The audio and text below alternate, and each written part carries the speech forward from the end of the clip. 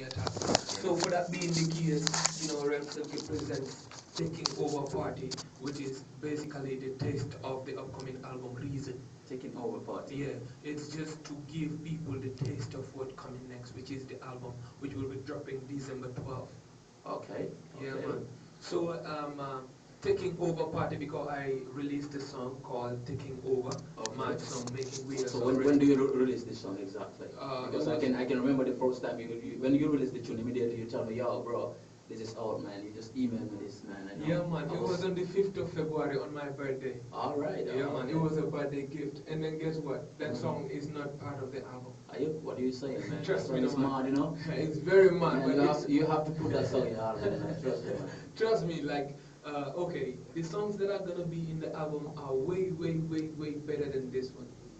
Okay, this one was just a giveaway. Do you think you can have some better than that one? I'm not bragging thing, man, trust me. Like, Sunday I'll be dropping another song that will be part of the album. That will be my first promotional song.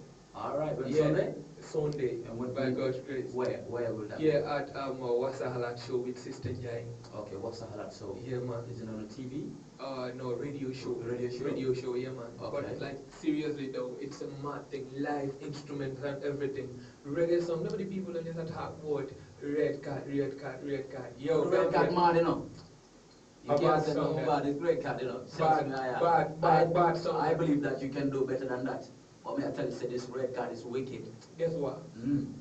The song that is on the pipeline is way bigger than the red card. Trust me, no man. You can't give me a little lie, man. You can't give me a little bit part of the song, a small part of the song. Yeah, you see, so the thing go on. Watch it now. Girl, I want you in my life.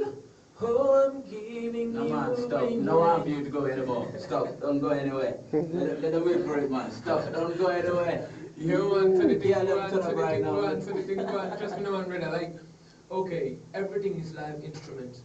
From the drums, from the bass, solo guitar, everything live. Yeah, man, you know. Keyboard, everything live. And then guess what? Kevatilo with the Blue Velvet Band. So where do you record this song? J Life, man, like 75% of the productions on my album will be recorded by J Life Music. So where is youngest producers. Where is J Life? State of Mind. State of Mind. Yeah, man, State of Mind down in Serikunda, just around Safidin and yeah, man, like 2 talented brothers. Yeah. Like very young. When I say young, I mean young, less than 20. Yeah, man. Yeah, man. Yeah, man, it doesn't matter, you know. Yes, like talented youth, man. But yalla da deme. No, da deme. Da deme. When I'm going to one is no work because of so called the nene ka fele wow. Afese muna balance. But holal man like small album bi. Wow. Munga drop at the December 12th so sobe yalla. And then album bi dafa nek album bu nga xamanteni ni dafa over different from what has been going on here. Lan tax mu different. Yeah, because album be like quality wise, standard production menu this time around, not come anyhow production. Okay. Because like, okay, live instruments when you say album be understand that. You mix coffee, you send copy America say mastering company bufaneka you master song see when you are feed you don't go release so and then like each and every song come so they you so dégg ñu ne mbaxal bi neex na nga xam ne xaalis si jaar xam nga what I mean. So Gambia, watch out for the album called Reason. And a joking thing then 2015 upwards we're taking over because I believe you already took over. I believe it, so for that being the case, ñu bugga leen a jox a test of the album Reason moo tax ñu come up with 2 major shows.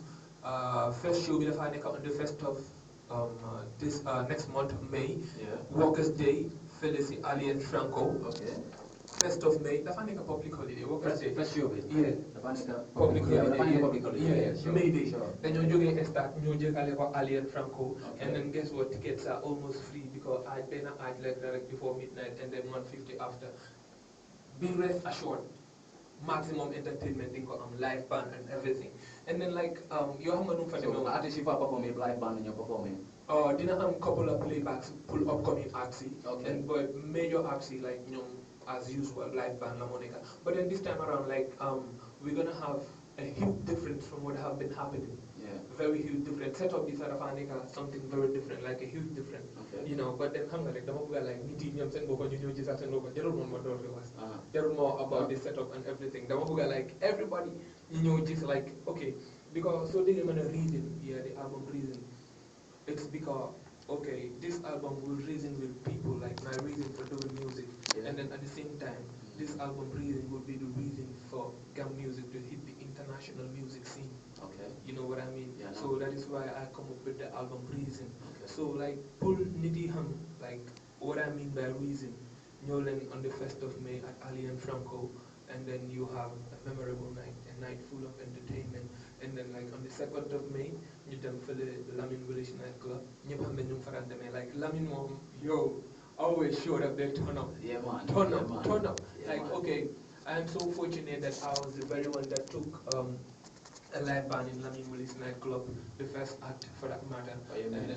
True that. You're the first guy? Yeah, man. You're the first artist that took a live band at Village nightclub. Village nightclub? Yeah. Okay. In generations. Trust me, that's man. good. That's Yeah, good. and then Lula Fatah, like, Lamin people, like, I respect me and appreciate what I did. Yeah. You know what I mean? So right now, I have a very huge fan base in Lamin. Okay. You know what I mean? And then for my first show, I'm from my life, Lamin Labadef, and then that show was mad. You know. And that was when? That was 3 years back. Wow. Yeah, and then more like every year. Every year I'm gonna have a big show, and then every year so some of you fake a big show. So they get tickets in Lamin, we're not gonna want them in. Tickets, okay, for Lamin we're gonna have pre-sales tickets before the day. Yeah. Before the day. Before the day. That's how much? That is $50 in. Okay. Yeah, so you see day we can see put a ticket.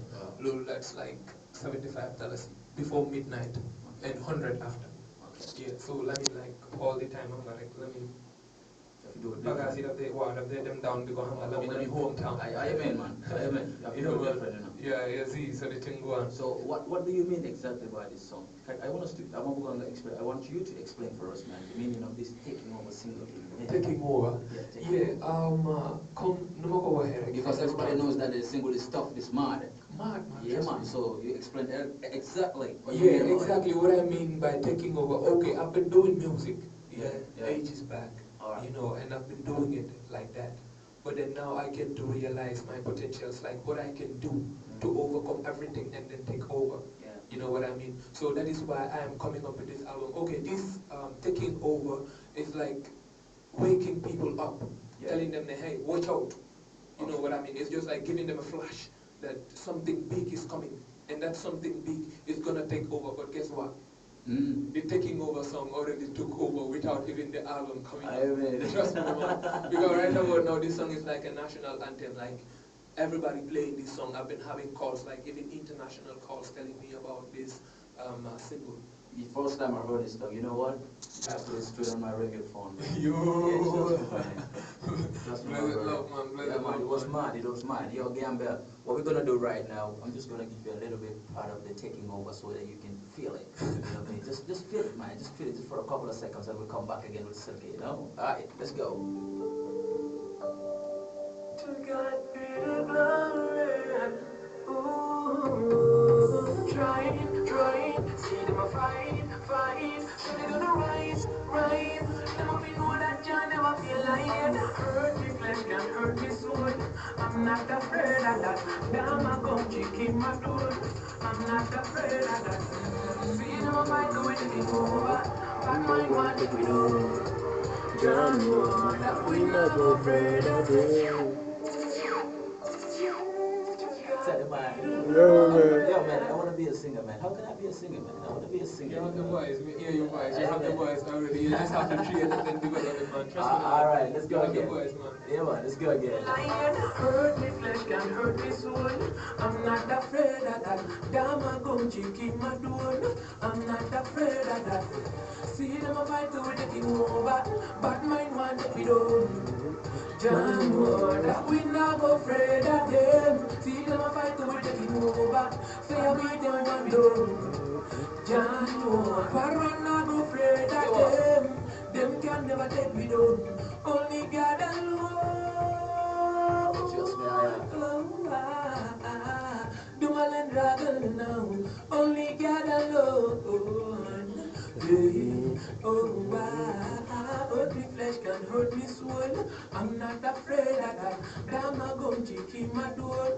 I'm not afraid of that. But see them a fight to the king over. But mine want to be done. John, no, that we not go afraid of them. See them a fight to the king over. Yo, I'm mad. Yo, man, tell them what's more. I get tanga right now. Hunger.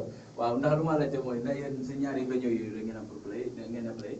Yeah, first start like come dañu door ñaari video yooyu noonu pour jox nit yi the taste of the album Reason. Okay. Yeah, and then December 12th album si boppam mu drop ñu launch ko, and then su soobee yàlla after the album launching ñu door a am tour si yeneen places yi su soobee yàlla nationwide tour. This time around is gonna get bigger. Yeah. Understand what I mean? Because every year like I'm nationwide tour, them they don't pass it and everywhere. Yeah, man. Yeah, but this time around we're gonna focus on this Reason album, and then after that you do a jail tour, and this time around it's gonna get bigger. Like Gambia expect something big. When I say big, I mean big IG. You know what? I tell you, white boy, the following leader go to the album before. Okay, come now go on my head. What's the album, man? What's the album? What's the album, boy? No, okay, like okay. It's not like okay, come song be featured full nigga album, but then you know what I mean. Okay, because man, what I job right, I make sure like I give it my all and everything. Okay. You know what I mean. So song be I'm gonna job everything, all and everything. What a song be turn out good. You know what I mean. But then I just the album be that concept already. Okay. And then already some you wanna make us the album be finalizing everything, structuring everything. All right. You know what I mean. Okay. So for that being the case, why I'm gonna still wait and be like no, I don't want a bonus track. Not even bonus track, no already. No, boy, I'm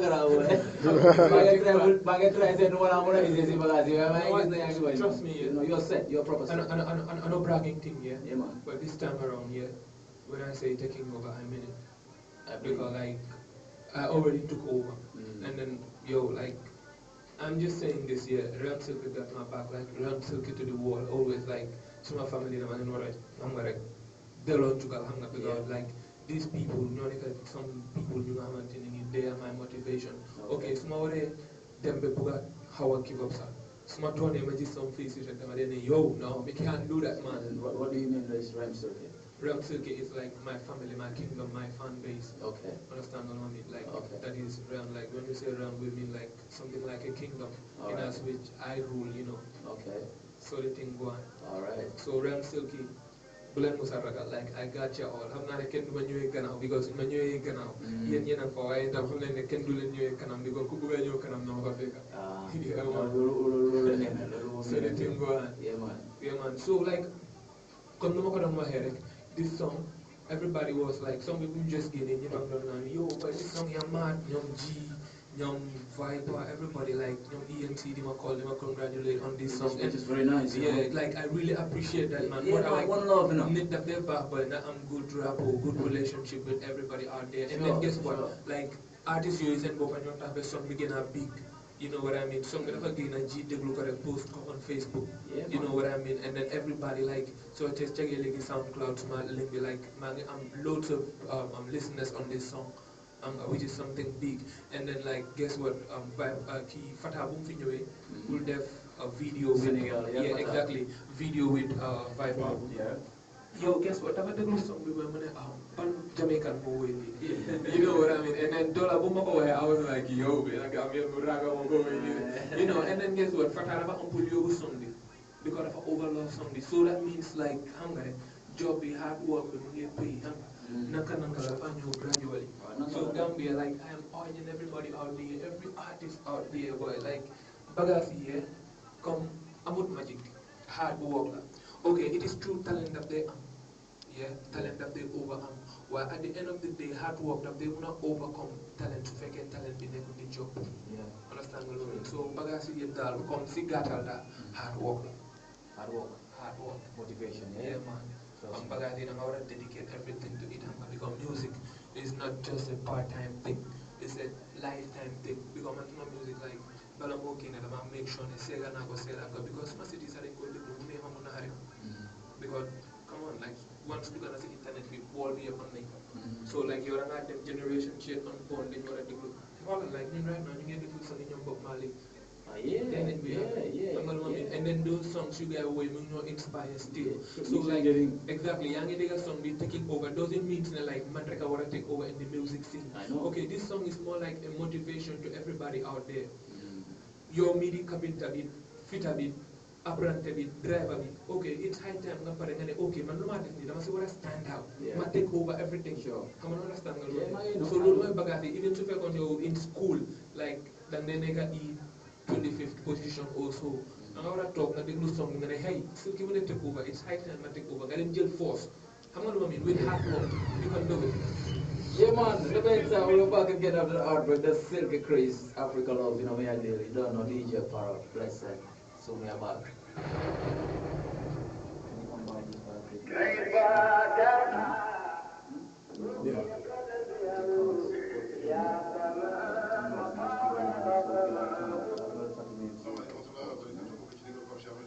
Nice. Bless and love manager. Yeah, man. Yeah. Parunda. Nice, you know. Amen. Yeah, man.